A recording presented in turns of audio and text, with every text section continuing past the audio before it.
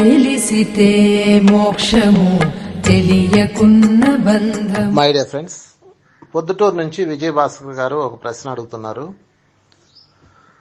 ఆత్మహత్య చేసుకున్న ఆత్మకి మరుజన్మ ఉంటుందా, లేకపోతే అది భూలోకంలో ఎంతకాలం ఉంటుంది, ఏమైనా సూచనలు బట్టి తెలుసుకోవచ్చా? సో వారి ప్రశ్న ఇది. ఒక ఆత్మ ఈ లోకంలో ఎంతకాలం ఉంటుంది అనేది దాని యొక్క జ్ఞానాన్ని బట్టి ఆధారపడి ఉంటుంది.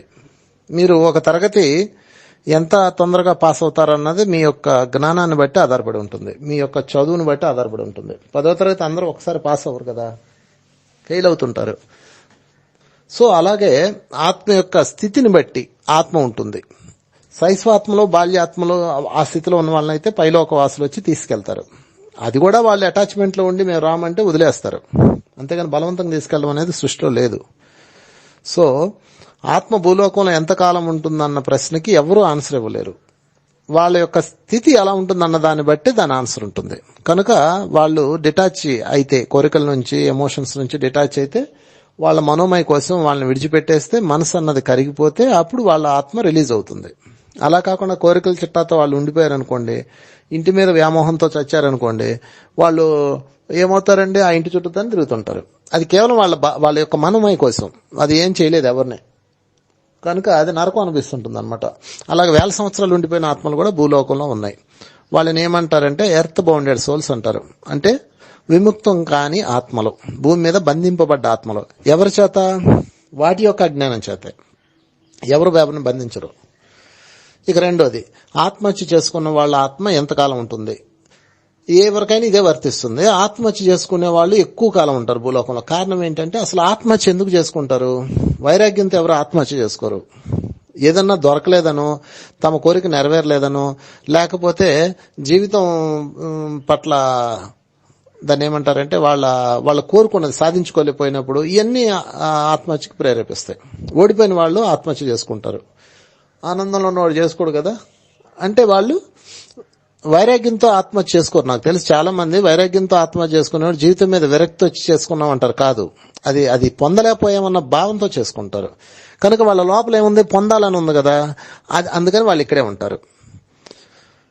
సో వాళ్ళు ఏ కారణంతో చేసుకున్నారో ఆ కారణం చుట్టూతో ఉంటారు. అంటే భార్య మీద కోపంతో భర్త ఆత్మహత్య చేసుకున్నాడు అనుకోండి, ఆ భార్య చుట్టూ తిరుగుతూ ఉంటాడు.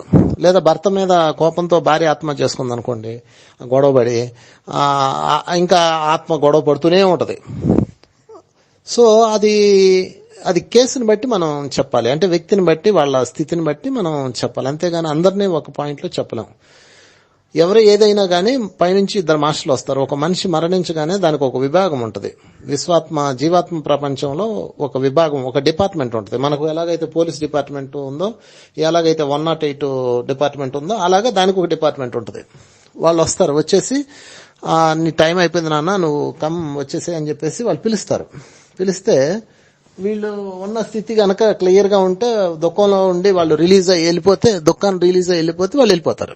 అలా కాకుండా వాళ్ళు ఎవరు మీరు, మేము రాము, మేము ఇక్కడ ఉండాలి, ఎదుగో మా ఆయన ఉన్నాడు, లేకపోతే నా భర్త, నా పిల్లలు ఉన్నారు, లేకపోతే నా పొలం ఉంది, నేను వెళ్ళిపోతే వీళ్ళు ఎవరు సరిగా ఉండలేరు అన్న భావనలతో ఉన్నారనుకోండి, చూస్తారు, కౌన్సిలింగ్ ఇస్తారు. నేను రానంటే సరే అని చెప్పి వదిలేళ్తారు. అంతేగాని దున్నపోతు కట్టి ఈడ్చుకెళ్ళడం ఏం లేవండి. అవన్నీ సినిమా కథలు. ఏ దున్నపోతు రాదు, ఏ అమదాం రాజు మీకోసం రాడు. మీరు తీసుకెళ్ళడానికి ఒక హాస్టల్ కాంతి స్వరూపులు వస్తారు. పైలోకంలో ఉన్నదంతా కాంతి స్వరూపులే. ఏ రాక్షసులు, ఏ పేకల దాకా దాన్ని ఏమంటారు, కొమ్ములు పెట్టుకున్న వాళ్ళు, మెడ చుట్టూ పాములు చుట్టుకున్న వాళ్ళు, అట్లా ఎవరు రారు. కనుక మీరు మీ బ్రహ్మంలోంచి బయటకు రండి.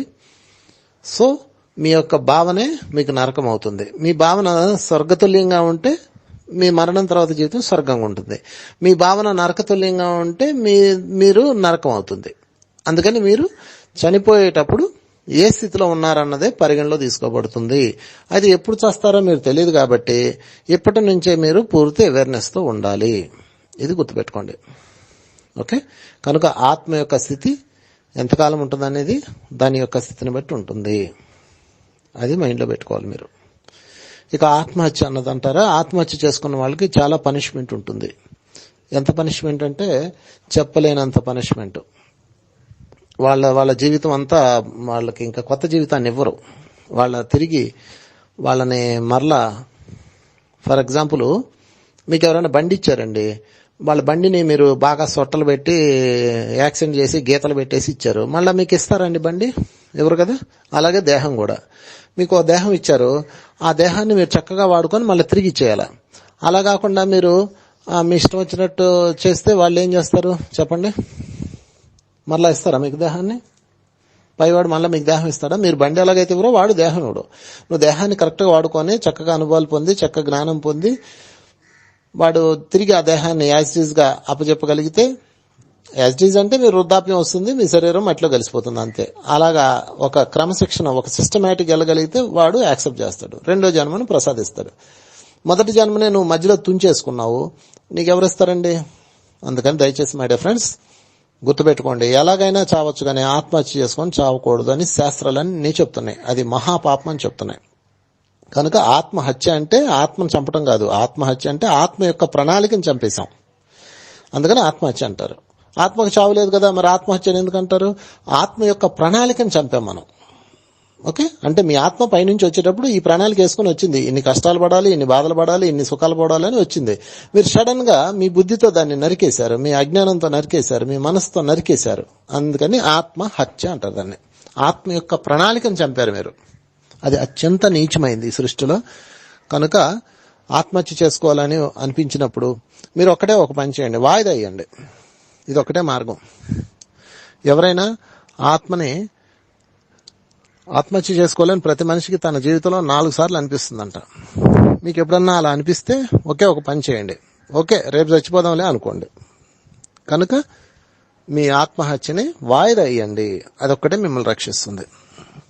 ఓకే, మీ అందరూ నిండు నూరేళ్లు మీ డెస్టినేషన్ వచ్చిన దాకా జీవిస్తారని కోరుకుంటూ, ఈ లోకం ఆత్మహత్య రహితంగా ఉండాలని కోరుకుంటూ, థ్యాంక్ యూ వెరీ మచ్.